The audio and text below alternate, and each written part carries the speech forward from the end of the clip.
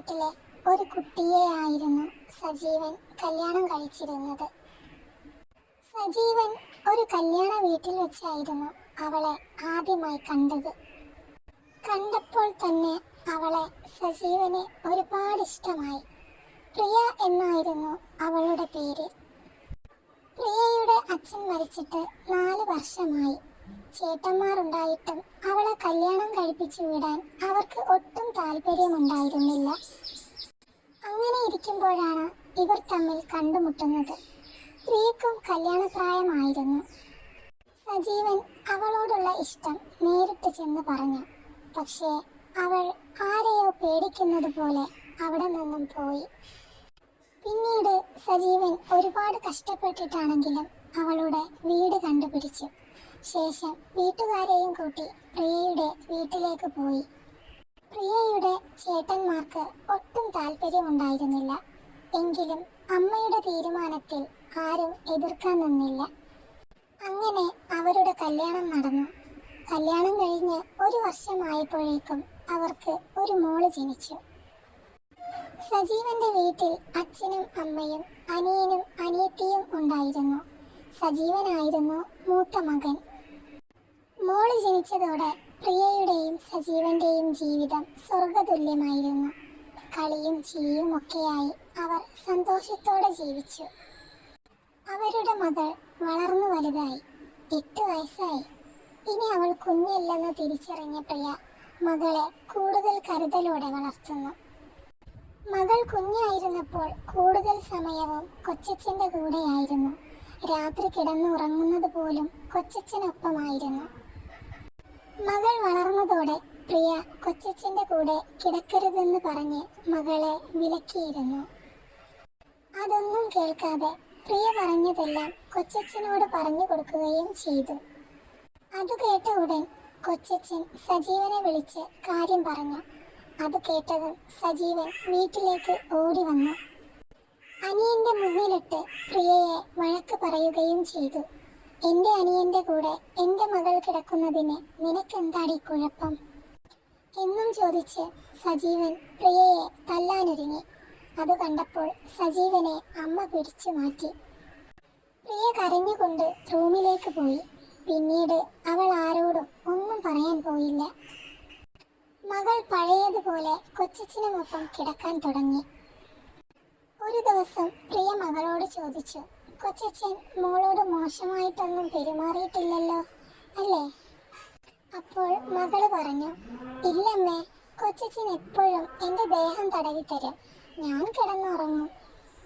അത് കേട്ട് പ്രിയ മകളോട് ചോദിച്ചു, എവിടെയാ കൊച്ചച്ഛൻ തടവി തരുന്നത് എന്ന്.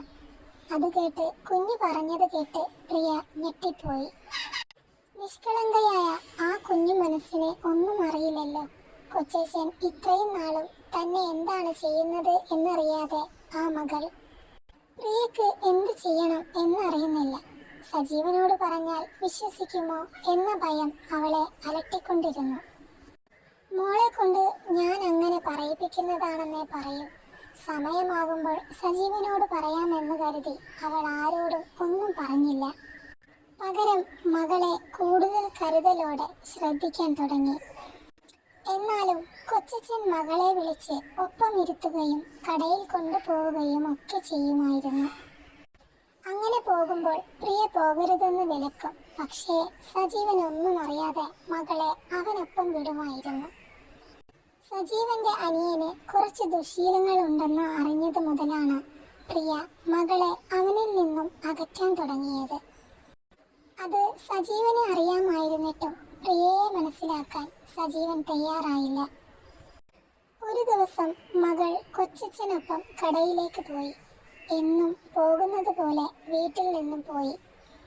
സമയം ഏറെ കഴിഞ്ഞിട്ടും മകളെ കാണാതെ പ്രിയ സജീവനെ വിളിച്ച് കാര്യം പറഞ്ഞു. അവിടെ എവിടെയെങ്കിലും ഉണ്ടെങ്കിൽ വീട്ടിലേക്ക് പറഞ്ഞു വിടാൻ പറഞ്ഞു. സജീവൻ നോക്കട്ടെ എന്നും പറഞ്ഞ് ഫോൺ വെച്ചു.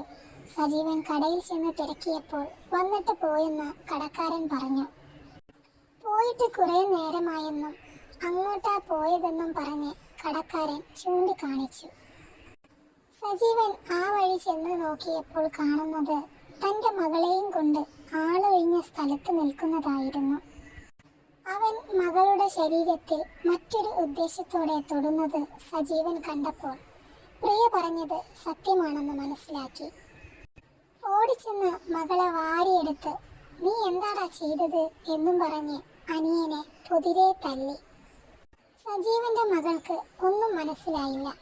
ഇതൊന്നും ആരും കേട്ടതുമില്ല, കണ്ടതുമില്ല. അവിടെയൊന്നും ആരുമില്ലായിരുന്നു. സജീവൻ മോളെ എടുത്ത് വീട്ടിൽ കൊണ്ടുപോയി അമ്മയോടും അച്ഛനോടും കാര്യം പറഞ്ഞു. ഇനി ഒരു നിമിഷം പോലും ഞാൻ എൻ്റെ മകളെയും കൊണ്ട് ഈ വീട്ടിൽ നിൽക്കില്ലെന്നും പറഞ്ഞ് സജീവൻ പ്രിയയെയും മകളെയും കൂട്ടി വീട് വിട്ടിറങ്ങി. സജീവൻ പ്രിയയോട് മാപ്പ് പറഞ്ഞു, അവളെ അവിശ്വസിച്ചതിന്. രണ്ടുപേരും മകളെയും കൂട്ടി മറ്റൊരു വീട്ടിലേക്ക് താമസം മാറി. അവിടെ അവർ സുഖമായിട്ട് ജീവിക്കുന്നു. പിന്നീട് അനിയന്റെ ഭാഗത്തു നിന്നും അങ്ങനെ ഒന്നും ഉണ്ടായില്ലെങ്കിലും അവർ കൂടുതൽ കരുതലോടെ മകളെ ചേർത്ത് പിടിച്ചുകൊണ്ട് സന്തോഷത്തോടെ ജീവിക്കുന്നു.